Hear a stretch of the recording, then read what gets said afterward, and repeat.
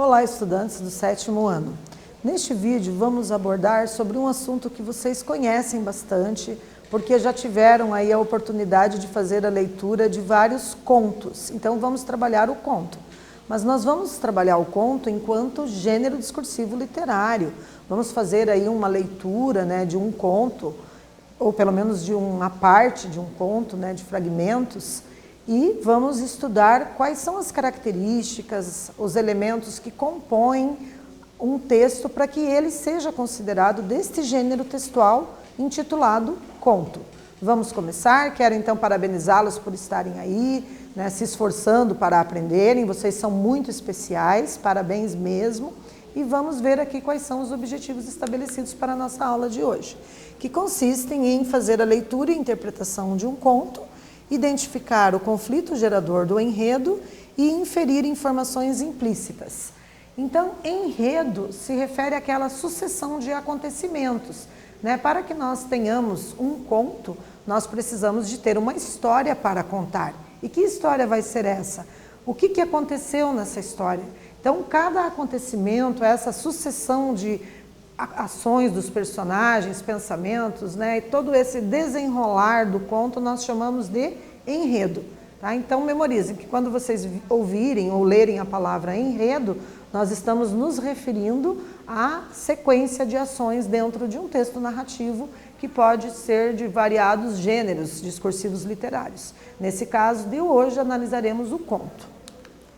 Então vamos ler aqui comigo o conto intitulado A Semente da Verdade. O imperador precisava achar um sucessor. Sem filhos, nem parentes próximos, ele decidiu chamar todas as crianças do reino. Tai foi uma delas. Ele era um ótimo menino. Dedicava-se ao jardim de sua casa e cada planta tocada por ele crescia viçosa e forte. No dia marcado, dirigiu-se até o palácio, onde havia milhares de pequenos súditos. O imperador disse: crianças, preciso escolher o meu sucessor entre vocês. Vou lhes dar uma tarefa. Aqui estão algumas sementes e quero que vocês as cultivem. O trono será daquele que me trouxer, daqui a 1 ano, a planta mais bonita. Tai era um excelente jardineiro e com certeza faria muito bem o que o imperador pediu. Porém, por mais que se esforçasse, a semente não brotava. O menino fez tudo o que podia, mas seus esforços não adiantaram. Até o dia de apresentar a planta ao imperador. A semente de Tai não havia brotado e o menino estava tão preocupado que não queria enfrentar as outras crianças. Porém, seu avô disse: você é honesto. Vá até o imperador e diga a verdade. Sua dedicação foi máxima, mas a semente não brotou. Não se envergonhe, querido. Apenas explique o que você fez, pois devemos sempre agir com honestidade, buscando a felicidade, sem que a nossa alegria faça alguém infeliz. O imperador chamava as crianças e examinava os vasos. Não sorria e nem esboçava contentamento. Tai estava muito nervoso, pois se o imperador não havia até agora aprovado aquelas plantas maravilhosas, o que não diria de seu vaso sem nada? Vejamos, meu jovem, o que tem aí para mim? Tai não pôde mais evitar as lágrimas. Com a cabeça baixa, mostrou o vaso ao imperador e disse: Senhor, sou o jardineiro e uma de minhas virtudes é a perseverança. Mas por mais que eu tenha me esforçado, a semente não brotou. Meu avô ajudou a pensar sobre o que fazer e optei por dizer a verdade, contar meu esforço e pedir-lhe perdão. Não se envergonhe, criança, você fez o certo. A sua grande virtude foi dizer a verdade, pois eu havia queimado todas as sementes e nenhuma poderia germinar. Portanto, você foi o único que, de fato, plantou a semente da verdade. E agora que nós lemos o conto, vamos para a nossa primeira atividade. No dia dirigiu-se até ao palácio, onde havia milhares de pequenos súditos. o do Sul e do Nordeste. Disse: crianças, preciso escolher o meu sucessor entre vocês. Vou lhes dar uma tarefa. Aqui estão algumas sementes e quero que vocês as cultivem. O trono será daquele que me trouxer, daqui a 1 ano, a planta mais bonita. Então, selecionamos aqui um fragmento do conto. Vocês viram que o conto ele não está aqui na íntegra, umas partes, uns trechos foram omitidos. Isso a gente percebe pela representação dos parênteses e das reticências dentro dos parênteses. Né? Foi selecionado um fragmento para a gente poder promover a discussão do nosso encontro aí. Né? Então, vejam aqui que nós temos a primeira pergunta, né? Foi também selecionado um fragmento do conto e a partir disso vocês vão tentar elaborar a resposta para essa questão. Que fato deu início a essa história? Então, um tempo para vocês treinarem a escrita de vocês.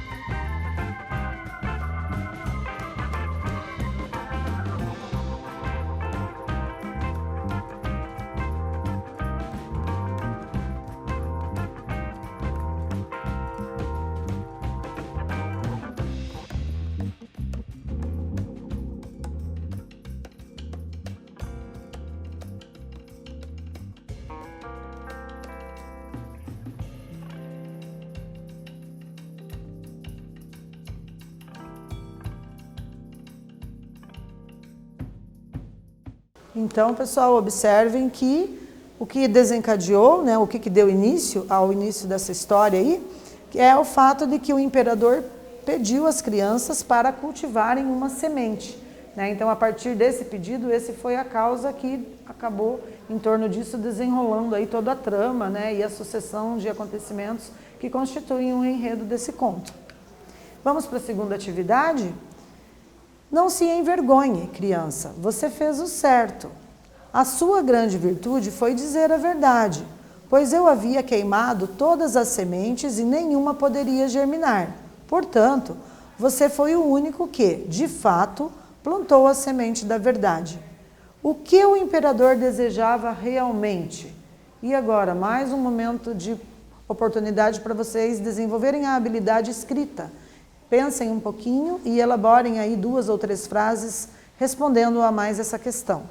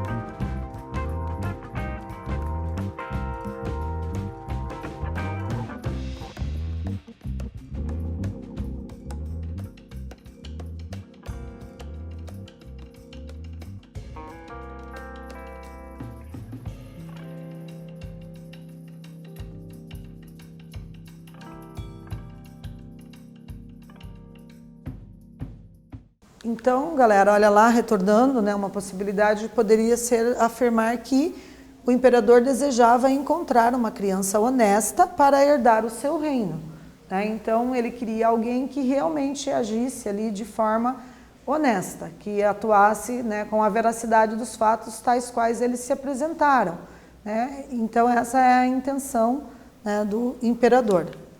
E vamos para a terceira atividade. Você é honesto. Vá até o imperador e diga a verdade. Sua dedicação foi máxima, mas a semente não brotou.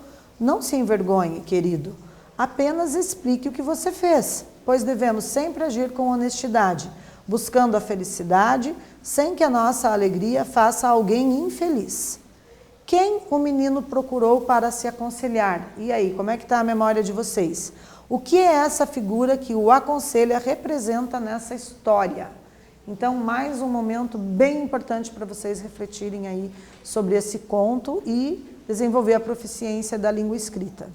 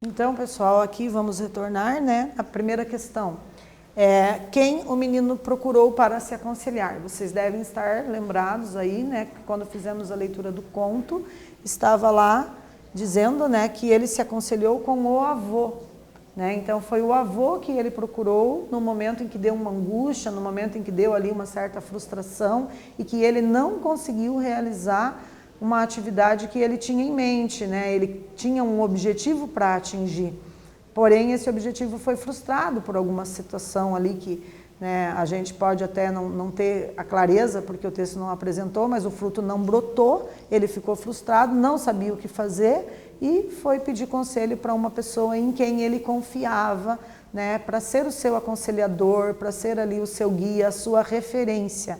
Uma pessoa que provavelmente ele mantém os laços ali afetuosos, os laços de intimidade, de cumplicidade, de parceria, né? E pessoa essa que ilustra muito ali a referência positiva na vida de qualquer ser humano, né? Por ter mais conhecimento de vida, por ter experiência de vida e tudo mais. Então, o que essa figura que o aconselha representa nessa história? Ele representa a sabedoria, né? A gente tem ali na cultura afro-brasileira uma frase bem célebre que diz que cada vez que um idoso morre, com ele queima-se uma biblioteca, né? Então é uma linguagem metafórica, bem simbólica, ilustrando aí um elemento comparativo, né, da pessoa idosa com a biblioteca, no sentido de que na biblioteca a gente encontra vários saberes, saberes de todos os campos do conhecimento, porque temos ali vários livros escritos por pessoas que pesquisaram, né, que estudaram, e tudo ali está para ser compartilhado, né, para que as novas gerações também aprendam. E essa comparação, essa analogia é feita com a pessoa idosa, né? E aqui nesse conto nós também temos a valorização das pessoas que têm mais experiência, né? Experiência de vida, mais sabedoria, que tem mais para compartilhar, né, sobre a vida e sobre todas as dimensões da nossa existência. Então é muito bonito, né, a gente pensar, né, nesse laço de afetividade que existia entre o garoto e o avô dele e o sábio conselho dado pelo avô, né, que foi um conselho que deu certo, né? Deu certo na atitude do menino ali diante do imperador. Então, para a gente refletir um pouquinho, observem mais esse fragmento do conto. Não se envergonhe, criança, você fez o certo. A sua grande virtude foi dizer a verdade, pois eu havia queimado todas as sementes e nenhuma poderia germinar. Portanto, você foi o único que, de fato, plantou a semente da verdade. Então vejam que também a gente tem aqui, né, a semente da verdade é um elemento simbólico, né, porque a semente da verdade, embora seja o nome da semente no conto, mas a palavra ela extrapola o enunciado ali, extrapola a frase. Por quê? Porque se a gente pensar de uma forma mais simbólica, essa verdade ela também simboliza a verdade e a honestidade da pessoa que está falando, da pessoa que está agindo no mundo, né? Então, a partir do momento que o imperador sabia que as sementes não brotariam, né, e ele distribuiu para que as pessoas plantassem, e ele queria ver quem que ia trazer para ele a verdade, porque se a pessoa tentou fraudar a situação, tentou pegar uma outra semente que germinasse para poder mostrar para o imperador, aí o imperador ia perceber que a pessoa estava mentindo, não estava falando a verdade. Então observem aí o elemento simbólico que representa a verdade para além do contexto verbal, né? Ela extrapola o contexto da frase, do enunciado, ela vai para um campo de enunciação maior, porque é utilizada num sentido metafórico. Ele quer ver quem está com a verdade, quem é honesto, quem consegue ser sincero, né, nesse sentido.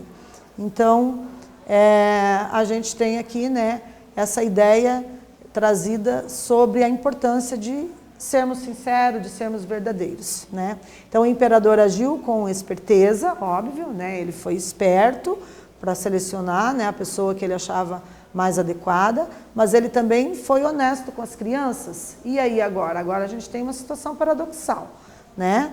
Então, se vocês tiverem a oportunidade de conversar com os colegas de vocês a esse respeito, né, será que o imperador, nessa busca da verdade e de uma pessoa sincera, também ele agiu com honestidade?